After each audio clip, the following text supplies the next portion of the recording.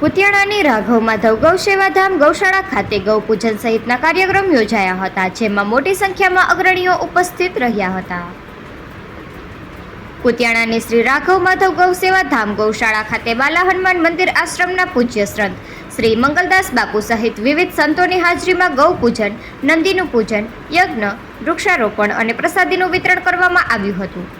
ગૌશાળાના trustee Jivabhai ખુટી, Babubhai Odedara, Ramdevbhai Parmar, Pratapbhai Keshwala, અસલમભાઈ Khokhar અને ગૌસેવકોમાં લક્ષ્મણભાઈ દાસા, રામભાઈ કારાવદરા, બાલુભાઈ, યોગ બોર્ડના ખીમાભાઈ મારુ, હરદાસભાઈ ખુટી, ભરતભાઈ કેશવાલા, લક્ષ્મણભાઈ કેશવાલા, ભાનાભાઈ ઓડેદરા, મગનભાઈ પટેલ, દેવસીભાઈ ભૂતિયા, અર્જુનભાઈ, જગદીશભાઈ ગોર તેમજ વિદેશ, અમેરિકા, કેનેડા, લંડનથી ગૌ ભક્તોએ આશીર્વાદથી અને ગૌ ભક્તોની હાજરીમાં ગૌ પૂજનનો કાર્યક્રમ યોજાયો હતો. આગેવાનો અને સંતો મહંતોએ જણાવ્યું હતું કે ગાય માતા એ પૃથ્વી પરની કામધેનુ કહેવાય છે. ગૌ માતાને અલંકારોથી અલંકૃત કરી તેમને ભરપેટ ભોજન આપવું, તેમની પૂજન વિધિ કરી આરતી ઉતારવી, કારણ કે પૃથ્વી પર માતૃશક્તિનું પ્રત્યક્ષ રૂપ ગાય માતા છે. શ્રી હરિએ વિશ્વનું પાલન કરનાર યજ્ઞ પુરુષની મુખ્ય સહાયિકાના રૂપમાં ગૌશક્તિનું સર્જન કર્યું છે. વ્રત વિધિ વિધાન દરમિયાન તથા યજ્ઞની સંપૂર્ણ ક્રિયાઓમાં ગાય માતાનું દૂધ, દહીં, ઘી વગેરે અનિવાર્ય ગણાય છે. જે ઘરમાં ગાય હોય તે ઘર સુખી હોય તો તે ઘરના સભ્યો તન, મન અને ધનથી સુખી રહે છે. તે વેદવાક્ય ત્રણેય કાળ માટે સત્ય છે. ભારતીય સંસ્કૃતિમાં સૂરજને દાદા, ચંદ્રને મામા, ગાય અને નંદીને માતા કહેવાની સંસ્કૃતિ છે. જ્યાં સુધી ગૌ, ગંગા અને ગાયત્રીની પૂજા થતી રહેશે ત્યાં સુધી સંસ્કૃતિ ટકી રહેશે. આપણે સૌ જાણીએ છીએ કે પ્રભુ નારાયણે પણ જ્યારે શ્રી કૃષ્ણ રૂપે ધરતી પર માનવ અવતાર ધારણ કર્યો હતો ત્યારે તેમણે પણ ગૌ માતાની ખૂબ જ સેવા કરી હતી. એવી માન્યતાઓ પણ છે કે જો તમે ગૌ માતાનું નિયમિત સાચા હૃદયથી અને નિષ્ઠાથી પૂજન કરો છો તો મૃત્યુ બાદ તમને ગૌલોકમાં વાસ કરવાનો અવસર પ્રાપ્ત થાય છે. ગૌ માતાનું નિયમિત પૂજન કરવાથી તમારા મનની તમામ ઈચ્છાઓ પૂર્ણ થાય છે. હિન્દુ ધર્મ સાથે જોડાયેલા શાસ્ત્રો, વેદો અને પુરાણોમાં પણ ગાય માતાનો અદ્વિતીય મહિમા દર્શાવવામાં આવ્યો છે. સનાતન પરંપરા અનુસાર ગાયની પૂજા પ્રાચીન કાળથી ચાલી આવી છે. પ્રાચીન કાળથી જ ભારતમાં ગાય માતાને સૌથી શ્રેષ્ઠ ધન માનવામાં આવ્યું છે અને એટલે જ ગૌધન તરીકે તેમની પૂજા કરવાનું વિધાન છે. પુરાણોમાં ગાયના અનેકવિધ ગુણ દર્શાવાયા છે. દેવતાઓમાં ભગવાન શ્રી કૃષ્ણને પણ ગાય અત્યંત પ્રિય હતી. માન્યતા તો એવી પણ છે કે ગાયમાં 33 કોટી દેવી દેવતાઓનો વાસ રહેલો છે અને એ જ કારણના લીધે લોકો દરરોજ પહેલી રોટલી ગાય માતા માટે બનાવતા હોય છે. જેમાં છાણમૂત્રમાં લક્ષ્મીજી વસી રહ્યા છે તો તે ગૌ માતાના દૂધ, દહીં, માખણ, છાશ, ઘી વગેરેમાં પણ માનવના તન, મન વગેરેને પુષ્ટિ કરી પ્રભુ તરફ વાળતી શક્તિ પડેલી જ હોય છે. ગૌ માતાના આશીર્વાદ આ લોક અને પરલોક સુધી આપે છે. માટે શક્તિ સ્વરૂપ ગૌ માતાને લખ લખ વંદન.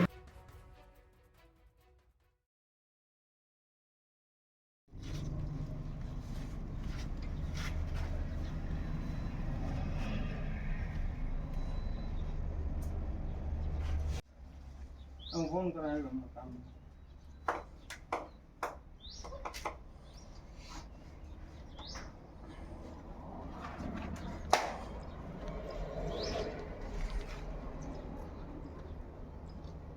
आज यहाँ पर આવી જા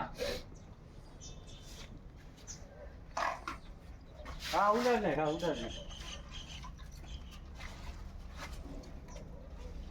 नमाराधे देवता प्रत्यते स्थापित देवता निमित्त इंद्रादि दिक्पाल देवता प्रसन्नता सिद्ध्यर्थे बलिदान कर्म महांतरे ડાબા હાથમાં ચોખા રાખી જમણા હાથે ગોળબકો બતાવી દિશામાં બધે પત્ર પુષ્પ ચડાવતા જવાના છે.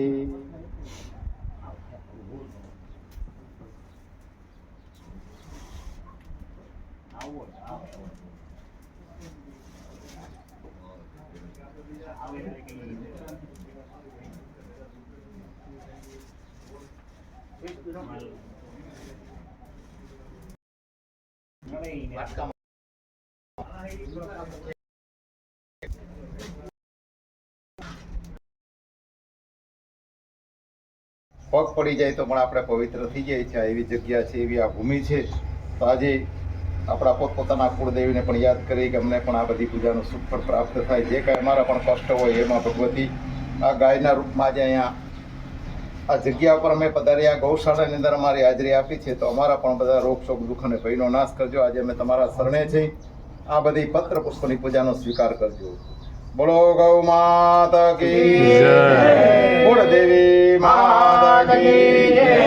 રામચંદ્ર ભગવાન કી જય. દ્વારિકાધીશ કી જય. હનુમાનજી મહારાજ કી જય.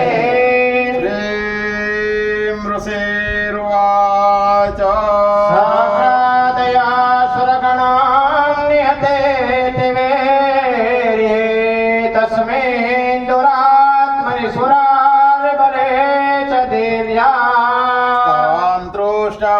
પ્रणदिनं ऋषिरुदरासा वाग्भे प्रार्थपुलकोद्गमचारुदेहा देव्यायया ततमिदं जगदात्मसाक्त्या निशेषदेवगणशक्ति समूहमूर्ध्या कामाम्बिकामखिलदेवमहर्षि पूज्या भक्त्या नतास्मविदधातु शुभानिशाना यस्या प्रभावमतुलं भगवाननान्तो ब्रह्मा हरश्च नहि वक्तुमलं बलं च चण्डिका किल जगत्परिपालनाय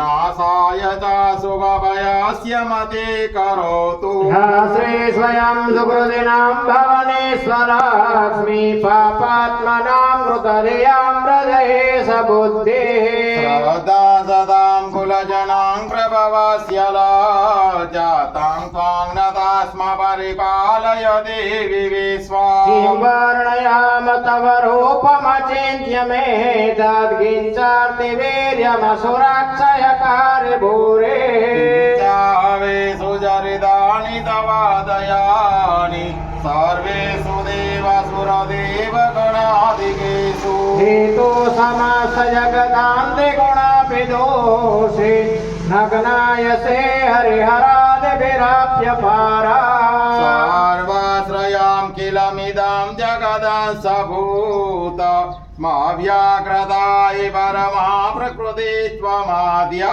यस्या समाससुरता समुदीरणेन ध्रुवति प्रयाति सकलेषु मुखेषु देवी स्वाहा शिवे पितृगणास्य च तृप्तिहेतु रुचार्यसे त्वमद एव जनिष्वदा च या मुक्तिहेतुरविचिन्त्य महाव्रता त्वामभ्यास्यसे सुनियतेन्द्रियतत्त्वसारे मोक्षार्थिभिर्मुनिभिरस्तसमस्तदोषे विद्यासि सा भगवते परमाहि देवी भवयात्मिका स्वविमलार्घ्यजुषा निधानमुद्गीतरम्यपदपाठवता च सवना देवीत्रये भगवते भवभावनाय वार्ताचि सर्वजगतां परमातिहन्त्री मेघासि देवि विदितां किल सहस्रसारा दुर्गासि दुर्गभवसागरनोरसङ्गा श्रीकीटवारिहृदये ग्रकुतादिवास गौरी त्वमेव शशि मौलिकृतां प्रतिष्ठा ईशा सह सममलं परिपूर्णचन्द्रबिम्बानुकारिकनकोत्कमकान्तिकान्ता आज्ञान्बुदाम्रौदमादर्शा तथापि वक्त्रां विलोकसहसा महिषासुरेण दधातु देवि कुपितं भ्रकुटे करालमुच्यं च शाकचकछच्छवियन्न